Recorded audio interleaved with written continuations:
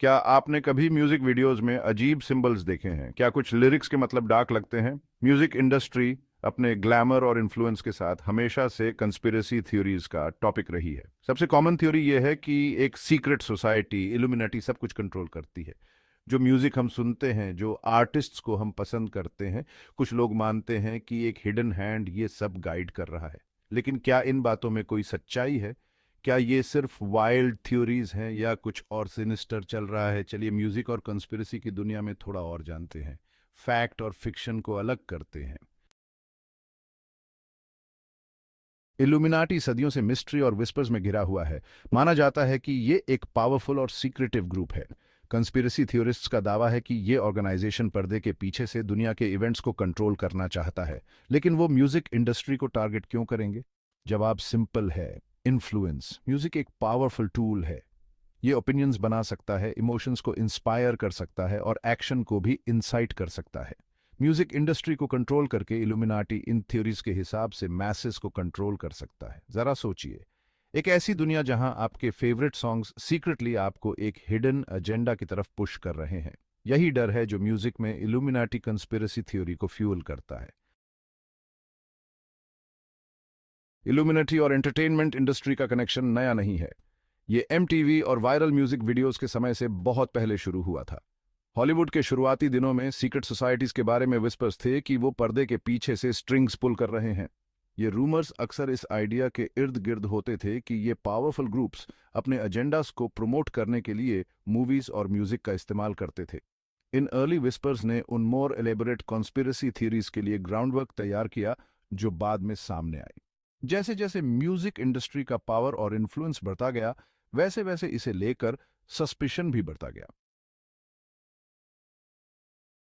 1950s और 60s में rock and role के आने से म्यूजिक इंडस्ट्री के प्रति सस्पिशन की एक नई वेव आई। इस नए जॉनर ने न केवल म्यूजिक को रीडिफाइन किया, बल्कि सोसाइटी के कई हिस्सों में एक कल्चरल रेवोल्यूशन भी शुरू कर दी। अपने रिबेलियस स्पिरिट और ऑफ्टन कंट्रोवर्शियल लिरिक्स के साथ कुछ लोगों ने रॉक म्यूजिक को ट्रेडिशनल वैल्यूज के लिए एक थ्रेट के रूप में देखा। रॉक म्यूजिशियंस ने अपने सॉन्ग्स में ऐसे टॉपिक्स को एड्रेस किया जो उस समय टैबू माने जाते थे, जैसे सोशल जस्टिस, फ्रीडम और एंटी एस्टैब्लिशमेंट सेंटिमेंट्स। इससे ये आरोप लगने लगे कि म्यूजिक का इस्तेमाल यूथ को करप्ट करने और एक स्पेसिफिक एजेंडा को प्रमोट करने के लिए किया जा रहा है। पेरेंट्स और अथॉरिटीज ने रॉक म्यूजिक को एक नेगेटिव इन्फ्लुएंस के रूप में देखा जो यंग माइंड्स को मैनिपुलेट कर सकता था। कुछ लोगों ने तो यह भी दावा किया कि रॉक स्टार्स खुद इल्यूमिनाटी का हिस्सा हैं और अपने म्यूजिक के जरिए ऑर्गेनाइजेशन के मैसेज को फैला रहे हैं। कंस्पिरेसी थियोरिस्ट ने रॉक म्यूजिक में हिडन मैसेजेस और सिंबल्स को डिकोड करने की कोशिश की जो एलिजिडली सीक्रेट सोसाइटीज से जुड़े थे। इस एरा में कई ऐसे सिंबल्स और ट्रोप्स का बर्थ हुआ जो अब म्यूजिक में इल्यूमिनाटी से जुड़े हुए हैं, जैसे ओकल्ट इमेजरी का यूज और सीक्रेट सोसाइटीज के रेफरेंसेस। ये सिंबल्स और थीम्स न केवल म्यूजिक वीडियोस और एल्बम आर्ट में दिखे, बल्कि लाइव परफॉर्मेंसेस में भी प्रोमिनेंट हो गए, जिससे कंस्पिरेसी थ्योरीज और भी मजबूत हो गई। Section 5. Hidden Messages. Decoding the Symbols of Power. In this section, we delve deep into the mysterious and often controversial world of symbols that are believed to hold immense power and influence.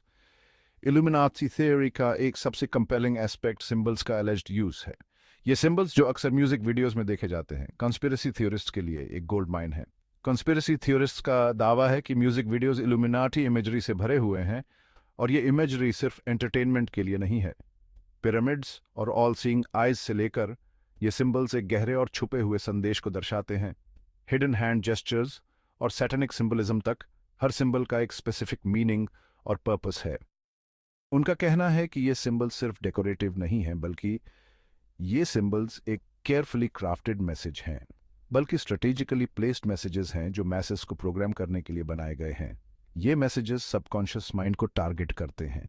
उदाहरण के लिए pyramid एक symbol जो अक्सर illuminati से जुड़ा होता है को उनके हायरार्किकल स्ट्रक्चर के रिप्रेजेंटेशन के रूप में देखा जाता है।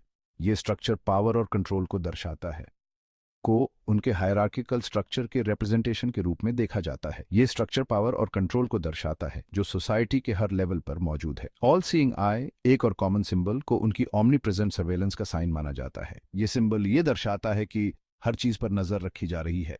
को उनकी ऑमनीप्रेजेंट सर्वेलेंस का साइन माना जाता है। ये सिंबल ये दर्शाता है कि हर चीज पर नजर रखी जा रही है और कोई भी चीज छुपी नहीं है। यहां तक कि आर्टिस्ट्स द्वारा बनाए गए सीमिंगली इनोसेंट हैंड जेस्चर्स को भी उनके हिडन मीनिंग्स के लिए स्क्रूटिनाइज किया जाता है। ये जेस्चर्स भी एक गहरे संदेश को दर्शाते हैं। उनके हिडन मीनिंग्स के लिए स्क्रूटिनाइज किया जाता है। ये जेस्चर्स भी एक गहरे संदेश को दर्शाते हैं जो अक्सर व्यूअर्स की नजर से छुपे रहते हैं।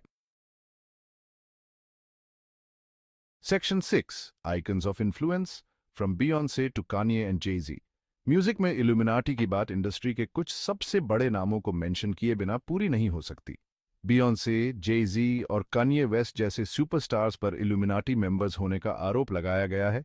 उनकी फेम और सक्सेस को उनके सपोज्ड अलीजेंस के एविडेंस के रूप में देखा जाता है।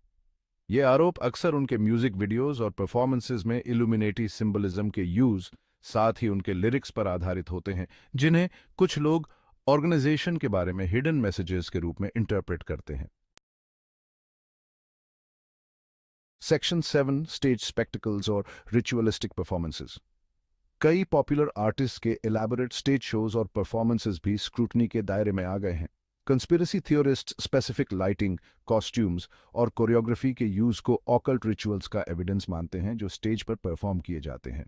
उनका तर्क है कि ये परफॉर्मेंसेस सिर्फ एंटरटेनमेंट के लिए नहीं है, बल्कि ऑडियंसेस को इल्यूमिनाटी के वे ऑफ थिंकिंग में इंडोक्ट्रिनेट करने के लिए हैं। उदाहरण के लिए पिरामिड शेप्ड स्टेजेस का यूज और स्टेज डिजाइन में ऑल सीइंग आई मोटिव को बार बार शामिल करना इल्यूमिनाटी के इन्फ्लुएंस के क्लियर साइंस माने जाते हैं। Section 8 speaking out artists respond to the rumours.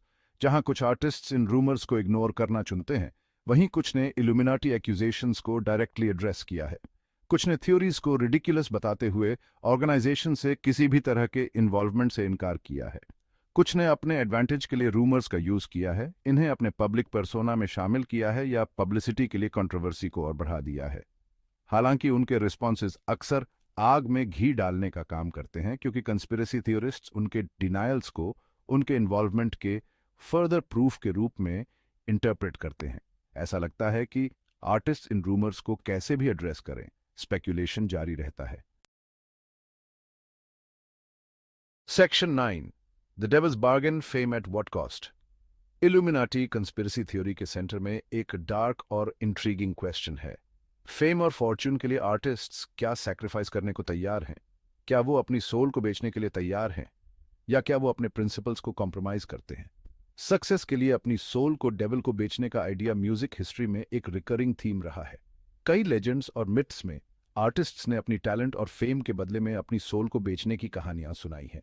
इस कॉन्टेक्स्ट में इल्यूमिनाटी को अक्सर डेविल के मॉडर्न डे इक्विवेलेंट के रूप में देखा जाता है, जो लॉयल्टी और ओबीडियंस के बदले में फेम और फॉर्च्यून ऑफर करता है।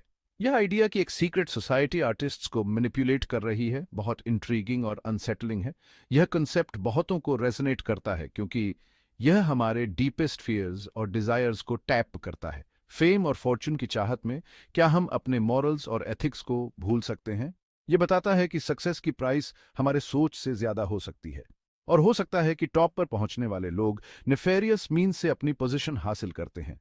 क्या फेम और फॉर्च्यून के लिए हम अपनी आइडेंटिटी और इंटेग्रिटी को खो सकते हैं? यह सवाल हमें सोचने पर मजबूर करता है। सेक्शन 10 ट्रूथ और इल्यूजन अनरावलिंग द इनिग्मा। तो क्या वाकई इल्यूमिनाटी म्यूजिक इंडस्ट्री को कंट्रोल कर रहा है? एविडेंस लार्जली सर्कमस्टेंशियल है, जो सिंबल्स और लिरिक्स के इंटरप्रिटेशंस पर आधारित है, जो सब्जेक्टिव हो सकते हैं। इस बात का कोई कॉन्क्रीट प्रूफ नहीं है कि इल्यूमिनाटी एग्जिस्ट करता है, और यह तो दूर की बात है कि इसने म्यूजिक वर्ल्ड में इन्फिल्ट्रेट किया है। हालांकि कॉन्क्रीट एविडेंस की कमी थ्योरीज को नहीं रोकती है। इल्यूमिनाटी कॉन्स्पिरेसी कई अन्य की तरह स्पेकुलेशन और अननोन पर थ्राइव करती है। यह हर व्यक्ति पर निर्भर करता है कि वह क्या मानता है। Section 11 conclusion the music industries enduring mystery. एक सीक्रेट सोसाइटी द्वारा म्यूजिक इंडस्ट्री को कंट्रोल करने का आइडिया वाकई कंपेलिंग है। यह पावर, कंस्पिरेसी और हिडन फोर्सेस जो हमारी दुनिया को शेप करते हैं के प्रति हमारे फैसिनेशन को दर्शाता है। हालांकि इल्यूमिनाटी के पीछे की ट्रूथ इल्यूसिव बनी हुई है, लेकिन एक बात तो पक्की है, म्यूजिक इंडस्ट्री अपने ग्लैमर, इन्फ्लुएंस और एंड्यूरिंग मिस्ट्री के साथ आने वाले सालों तक कंस्पिरेसी थ्योरीज के लिए एक फर्टाइल ग्राउंड बनी रहेगी। जब आप अपने फेवरेट सॉन्ग सुनते हैं तो सिंबल्स और लिरिक्स पर गौर करें। क्या ये सिर्फ क्रिएटिव एक्सप्रेशंस हैं या इनमें कुछ और भी है? म्यूजिक की तरह ही इसका आंसर भी इंटरप्रिटेशन के लिए ओपन है।